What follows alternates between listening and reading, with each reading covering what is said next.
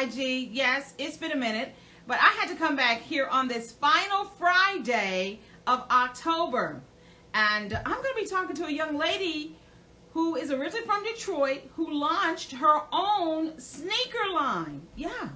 And I got to tell you, J. Marie is doing it and doing it well. Super excited to have her. Hey, everybody. Be sure to share this with a friend. Matter of fact, my guest, she's arriving. J. Marie from the MI, the Michigan, the swing state. Let me see if I can get this young lady in here. You all have an opportunity. Let me. All right, come on. Hey, everybody. Hey, lady, Miss Hawkins. Congratulations on all the good things you have going on. I'm trying to get my guest on here. Okay, request to join. All right, J. Marie, I just want you to just click that plus sign. Let's see if I can get you here. There we go. I was hitting the wrong thing. All right, y'all can find me on Instagram. Okay, that's my invite to join for my guest. Hello. Hi. Hi. Hi, everybody. Oh, yeah, I have to go live on Facebook to let them know I'm going live on Instagram. So if you all want to show me some love, run over to your Instagram. Let your fingers do the walking. Log out of Facebook. Come over to the cousin, to the IG, where I'm going to be talking to this young lady from the Big D, Detroit. She said she has love. Now, of course, everybody, all the love. I'll see you over here on Instagram. All right, y'all. I just had to do it. IG. I know. You know, Trust me, I understand. You know, Facebook and Instagram are cousins. So I just cousins that you gotta call and say, we over at the other cousin house. Right. Well, first of all, welcome to the Christie Taylor Show. Let's go live. Hello, everybody. Thank you all so much for joining us. This has been a minute since I've done a live. Whoa. But you know, really? Okay. You know, actually, I was going, let's go live. And then I'm like, wait a minute. It's been a little bit. So I'm like, but I'm going to get a chance to hang out with J. Marie on this Friday night. And it's the Halloween weekend, trick or treat. It is. So are you going to be trick-or-treating this weekend at all? No. You said not going to do that. No. You said your trick-or-treating days are over. They long over. So, where are you? Are you still in Detroit? No, I am about 3 hours away from Detroit. I'm towards the Upper Peninsula of Michigan, closer to Chicago. But Detroit is my home city. I was born and raised there. I got family there, so I am always a Detroit girl. Okay, always a Detroit girl. You know, actually, I got to tell you my Detroit story. I actually spent a couple of years in the Motor City. That would be in the 80s. Yes, the late 80s, early 90s. Now, don't tell me your age. Ooh. Don't tell me you weren't here. Hey, some of my old personalities have jumped in. Hi, everybody. So, yeah, I used to live in Detroit from around the late 80s until the very early 90s. And if you grew up there, you've heard groups like the Winans, Commission. Yes, gospel scene. John P. Key would come through. So that whole group. And so you were at that. You were there when Motown was Motown. You know something. I came a few years after Motown when they had moved to LA, but I definitely was there when the gospel groups were super hot. We were talking about the Winans, BB and CC, the Clark sisters, of course, have been hot forever. Vanessa Bell Armstrong. I went to school with her sister in Tulsa, and Commission. Wow. And, the original Commission. Fred had. That is cool. Yeah, so I was there during those years, and I was in my 20s, and I had actually just ran up there to be fast. I ain't gonna tell nobody. You're not in your 20s no more. Look at you. You're looking good. All right, yes. Let's talk some gospel. Yes, y'all. I used to sing. For those who know me now, now that I'm a couple years older than my 20s, music was my first love. So I had to live in Detroit at some point. Yeah, music was my first love. So, of course, your first love appears to be, because you said I noticed your story, J. Marie, because we're going to call you by your business name. But throw us your birth name so we can see how J. Marie came to be. Sure, no problem. So my name is Danielle Marie Milton.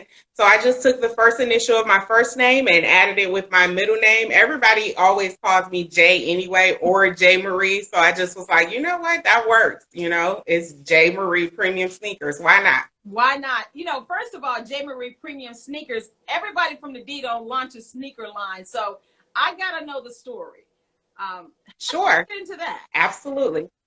So, funny thing, growing up, I actually was not a gym shoe person at all. I did not like gym shoes. I did not like wearing jeans. I always was a girly girl.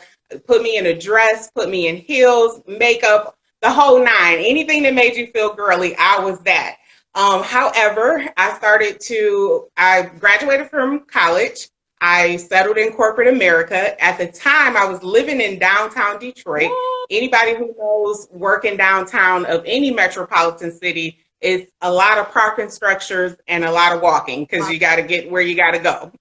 So that was starting to become uncomfortable to always be wearing heels, doing things like that. And I was just like, this isn't going to work. I did try different brands, but I was kind of like, oh, I'm not feeling the gym shoes that they have out now. I've never been. I don't want to throw any names out there, but I just wasn't feeling no brand. However, as time progressed, I was diagnosed with multiple sclerosis, and I was experiencing all kind of pains in my body and different health issues as I'm still am dealing with it. So I started to become very uncomfortable within my body. So I was like, you know what? I have to find something now. I did start wearing just flat shoes, kitten heels and things like that, but I wanted to completely be comfortable. And gym shoes just was the thing I felt like I needed. I wasn't able to find what I was looking for. So I was like, you know what? I'm going to start my own brand. Nobody's addressing this demographic. Where's the brand for the young lady who's not old, but we're not young either. We're not the ones that you're going to catch with the Jordans and the Thrasher t-shirts, but we're not going to be the ones with the big church hats on and the canes or nothing like that. We're still young, fly popping, the young millennial women. And I was like, where is the sneaker that addresses that crowd of women that wants to be comfortable, but yet stylish and wants to have a sneaker that can go from a casual business wear, because I was a corporate American girl, so I was always in business casual suits, things of that nature. So I wanted something that can transition from business casual to going out. And I started my own line. Wow. How long have you had your line, J. Marie? I've had it since April of 2019. Congratulations. It's been Thank you. I appreciate that. It's been years in the making, but I've officially started it April 2019. That's when I got everything registered, made it into a corporation, did all the paperwork for it, and it was official. I love the fact that you took your own personal experiences to launch this line and to also think about the other women like yourself. And I remember Detroit, honey. I learned to become stylish living in Detroit. The phrase is always ghetto fabulous, baby. Ghetto fabulous, big hair, big diamonds, just giving us that drama, fabulous. Yes. So I understand, and I used to work downtown at the Penobscot building for WJOB at Strong Song. The Strong Song station. That's how long ago it was. I remember. So I'm familiar with it. And I remember when we would start wearing tennis shoes, but you would have to put your heels in your tote bag. Yes. To know that you I don't necessarily want to wear my whatever the tennis shoe of the time has been and then slip into that, because that's extra baggage. And like you said, when you're walking, you just don't want to burden yourself down.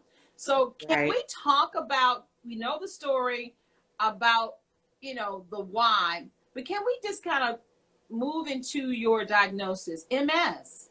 So was that something that, that you had anticipated in your family? Well, my mom has it, and she has had it for many, many years. She had it 10 plus years. So it was in my family. I always was aware that my mom had it. No one else in the family had it. That was kind of the extent that I thought of it, like, okay, my mom had it. I started doing research about it to find out things that she was going through, because